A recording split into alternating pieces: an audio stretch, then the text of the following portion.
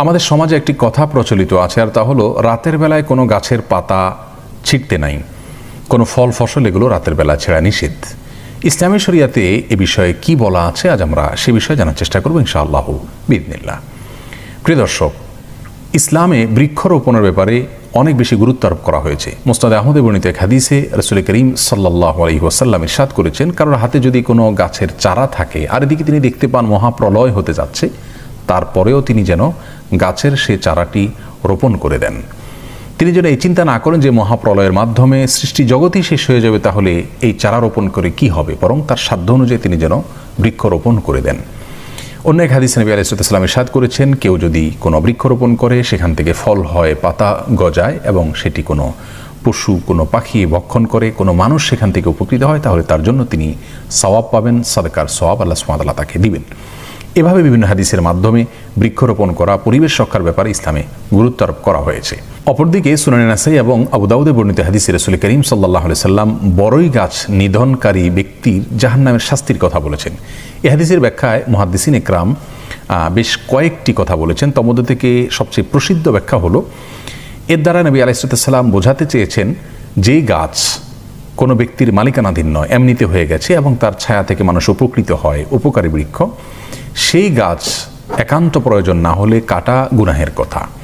যার কারণে আমাদের আজকের প্রেক্ষাপটেও যদি এমন কোনো গাছ থাকে যে গাছ মানুষের উপকার করে, সেখান থেকে মানুষ ছায়া পায়, অক্সিজেন নিয়ে থাকে এবং পরিবেশ রক্ষা করে, যেহেতু সেটা কারোর মালিকানাধীন নয়, তাহলে এরকম গাছ একান্ত প্রয়োজন ছাড়া কাটা গুনাহের কথা। যদি কখনো প্রয়োজন দেখা দেয়, যেমন কোনো রাস্তায় কোনো গাছ ঝুঁকে পড়েছে, মানুষের চলাচলে অসুবিধা হচ্ছে, তাহলে সেক্ষেত্রে সে গাছ কাটা বরং হাদিস দ্বারা নির্দেশিত। অতএব বিষয়টি নিয়তের উপর নির্ভরশীল। তবে কোনো গাছের পাতা অথবা তার ডাল কিংবা ফল ফসল এগুলো রাতে কাটা নিষেধ, এরকম কোনো কথা কোরআন এবং হাদিসের কোথাও বলা হয়নি। আপনার ব্যক্তি মালিকানাধীন যে কোনো গাছের ডাল, পাতা, ফসল, ফল এগুলো আপনি চাইলে কাটতে পারেন, দিনে যেমন কাটতে পারেন, রাতেও কাটতে পারেন, ছিঁড়তে পারেন।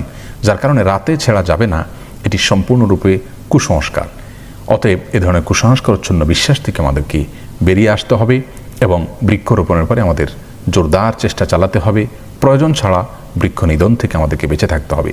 আল্লাহ সুবহানাহু ওয়া তাআলা আমাদের সকলকে ইসলামী শরিয়ার প্রত্যেকটি নির্দেশনাকে সঠিকভাবে যথাযথ উপায়ে পালন করার তৌফিক দান করুন। মহর এটা স্ত্রীর অধিকার। আল্লাহ রাব্বুল আলামিন কোরআন হাকিমে ইরশাদ করেছেন, ওয়া আতুন নিসা সাদকাতিহিন্না নিহলা, স্ত্রীদের মহর তোমরা পরিশোধ করে দিবে, এটি আবশ্যিকভাবে তাদের মহর তাদেরকে পৌঁছে দিবে, তাদের প্রাপ্য এটি। অতএব বিয়ের মহারণা বিয়ের সময় নগদই পরিশোধ করে দেওয়া উত্তম, ভালো। যদি কেউ বাকিতে পরিশোধ করেন তাহলে সেটিও জায়েজ আছে। কিন্তু আমাদের সমাজে দেখা যায় বেশিরভাগ ক্ষেত্রেই বিয়ের সময় মহর ধার্য করা হয়, কিন্তু সেটি অনাদায় থেকে যায়। এমনকি বৈবাহিক জীবন একেবারে দীর্ঘ 20, 30, 40 বছর পার হওয়ার পরেও মহারণা পরিশোধ করা হয় না। এমনও হয় যে স্বামী স্ত্রী উভয়ে কিংবা কোনো একজন মৃত্যুবরণ করেছেন, অথচ তখনও মহারণা পরিশোধ করা হয়নি। মূলত স্বামী বা স্ত্রী কোনো একজন যদি দুনিয়া থেকে চলে যান, তাহলে মহারণার কি হবে? ধরুন স্ত্রী আগে মৃত্যুবরণ করলেন, তাহলে সেক্ষেত্রে তার যে প্রাপ্য ছিল মহারণা, সেটা তিনি পান নাই। তার সে মহরের প্রাপ্যটা তার মৃত্যুর পর তাকে আদায় করার উপায়টা কি?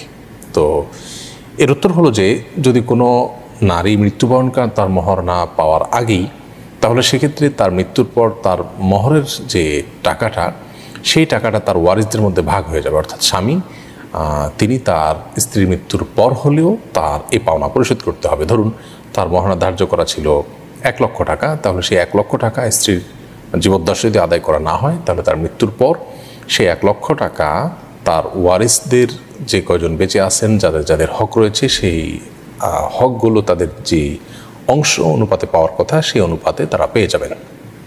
এবং এভাবে স্ত্রীর মহর স্বামী পরিশোধ করবেন স্ত্রীর মৃত্যুর পর। আর যদি স্বামীর মৃত্যু হয়ে যায়, তাহলে সেক্ষেত্রে স্বামীর যে পরিত্যক্ত সম্পদ আছে, সেই সম্পদ থেকে স্ত্রী যদি জীবিত থাকেন, তাহলে মহরটা এটি তার পাওনা হিসাবে তার পরিত্যক্ত সম্পদ থেকে পরিশোধ করা হবে। ধরুন স্বামী মারা গেছেন, তার স্থাবর সম্পদ মিলিয়ে যাই রেখে গেছেন, সেখান থেকে পাওনাদারের পাওনা যেরকম পরিশোধ করতে হয়, স্ত্রীর মহরটাকে পরিশোধ করতে হবে। তারপর অবশিষ্ট যে সম্পদ থাকবে সেটি ওয়ারিসের মধ্যে বন্টন হবে। সেই বন্টনের মধ্যে স্ত্রীও ওয়ারিস হিসাবে একটা হিস্সা পাবেন, সেটি হলো স্ত্রীর মহর পরিশোধ করার পর অতিরিক্ত অংশের মধ্যে। খোলাসা কথা হলো যে স্বামী স্ত্রী জীবদ্দশা যদি মহর পরিশোধ করতে না পারেন, মৃত্যুর পর হলেও সেটি কিন্তু পরিশোধের যে উদ্যোগ সেটি গ্রহণ করতে হবে। কারণ নবী করিম সাল্লাল্লাহু আলাইহি ওয়াসাল্লাম বলেছেন, নফসুল মুমিনি মুআল্লাকাতুন বিদাইনিহি হাত্তা ইয়াকুদা আন। কোনো মানুষ মৃত্যুবরণ করলে তার যে আত্মা, তার যে রূহ, সেটি তার ঋণের সঙ্গে ঝুলিয়ে থাকে এবং এই ঋণের সঙ্গে যে ঝুলন্ত অবস্থায় থাকে এটি ততক্ষণ পর্যন্ত মুক্তি লাভ করতে পারে না যতক্ষণ পর্যন্ত তার ঋণ পরিশোধ করা না হয়। অতএব অন্যান্য ঋণের মতো স্ত্রীর মহর, সেই ঋণটাও যদি অপরিশোধিত থাকে তাহলে সেক্ষেত্রে স্বামী স্ত্রী উভয়ের কিংবা কোনো একজনের মৃত্যুর পরও সেটা স্বামীর সম্পদ থেকে স্ত্রীকে পরিশোধের উদ্যোগ গ্রহণ করতে হবে।